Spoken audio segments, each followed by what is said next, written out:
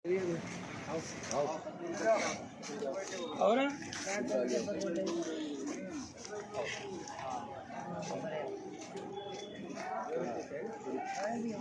हमारे पक्के मकान बने हुए वर्षों पुराने, वो तोड़ने के लिए, वो रोड चौड़ी करने के लिए केवल तोड़ रहे हैं। और वो रोड चौड़ी करने के लिए तोड़ रहे हैं। बाकी पक्के पट्टाशुदा और पुश्तैनी मकान है हमारे।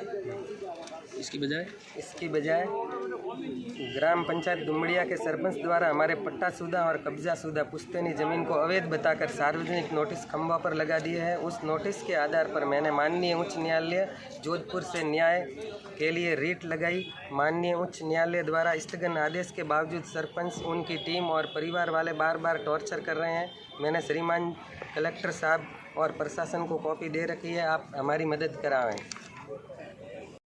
ग्राम पंचायत दुमड़िया में ग्राम पंचायत सरपंच व सचिव द्वारा अवैध रूप से ग्राम पंचायत में मेन सड़क भीनवाल से बागुड़ा की तरफ जाने में उस पर अवैध रूप से अतिक्रमण बताकर उसमें माहौल को भयभीत बना दिया है।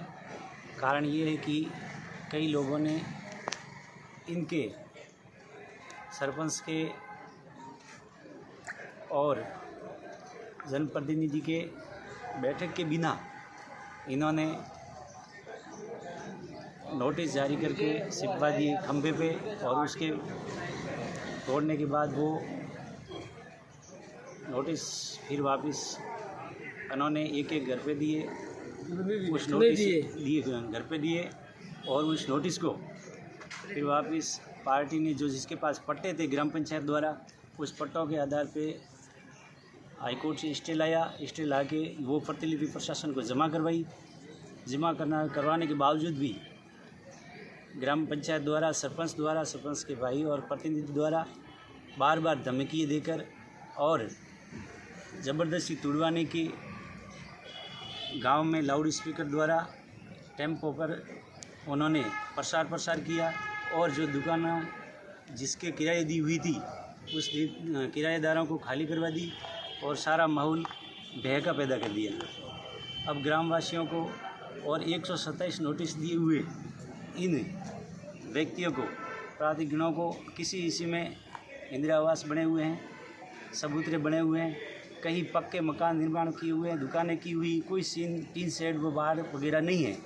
फिर भी ग्राम पंचायत सरपंच द्वारा ज़बरदस्ती तुड़वाने के लिए बार बार धमकियां देकर आंदोलन की चेतावनी दे रहे हैं, धरना की चेतावनी दे रहे हैं और भय का माहौल पैदा कर दिया है।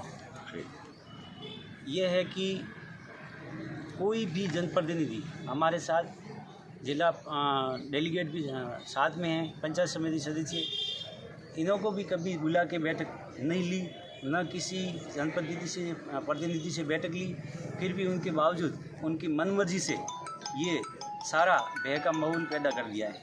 अब आने वाले दिनों में बच्चों की एग्ज़ाम है, 10वीं और 12वीं बोर्ड के बच्चे, उनके माता पिता की मानसिकता से वो भयभीत है। ऐसा माहौल पैदा कर दिया है कि अब उनकी पढ़ाई भी खराब हो रही है। तो 5 साल दी कोई बोलता ही नहीं है, रोड ऊपर पानी भी नहीं आता है, घर फिर के पानी लाते हैं। हाँ। मेरा कसूर नहीं है, हमारे पास जमीन हुए तो हमें क्या चाहिए, पर रोड ऊपर से निकाला तो जाना क्या है, जाने की रास्ता तो है ना। अब कलेक्टर से क्या मांगे आपकी? कलेक्टर से क्या मांगे बाईपास रोड ले रहे हैं, करो और क्या, रोजी रोटी जा रही है हमारी। दुकान एक है वो टूटती है, तो कोई सहायता करे सरकार, और तो क्या करे। हाँ, सब सरपंच कर रहा है और कोई नहीं कर रहा है, सब गाँव मिल के सब करवा रहे हैं। और हम सब जितना 127 घर है सब जा रहे हैं, कुछ खाने के लिए भी कुछ नहीं, अभी से बंद कर दिया है। 50 साल से रह रहे हैं हम। पक्का मकान है आपका? पक्की दुकान है एक ही बस, और कुछ प्रॉपर्टी मेरे पास कुछ नहीं है, कुछ खाने पीने का बंद हो गया अभी से। ऐसा क्यों कर रहा है? क्या मालूम क्या कर रहा है, क्यों कर रहा है, किसके लिए कर रहा है, किसके भिखा में आवे करना है क्या मालूम। लेकिन हमारी तो रोटी छीन ली है, अभी कोई कमाने वाला भी नहीं है मेरा तो। जाओ क्या? हाँ। आप તું તો પાછો કરો આપણું ઘરે બટે તું તો પાછો કરો मैं रोड के बारे में जो रोड चौड़ाई की जो सरपंच से बात कर रहे हैं, हम 60 साल से यहाँ रह रहे हैं। सब 127 परिवार इधर रह रहे हैं। ना कोई अतिक्रमण है, ना कोई बाढ़ है, सबके पक्के मकान बनाए हुए हैं। मगर सरपंच साहब ज़बरदस्ती अतिक्रमण बोलकर रोड बनाने के लिए तोड़ने की बात कर रहे हैं। और जो जिन्होंने गोचर में कोई कब्जा किया हुआ है, उनकी तो कोई बात ही नहीं सुनता है।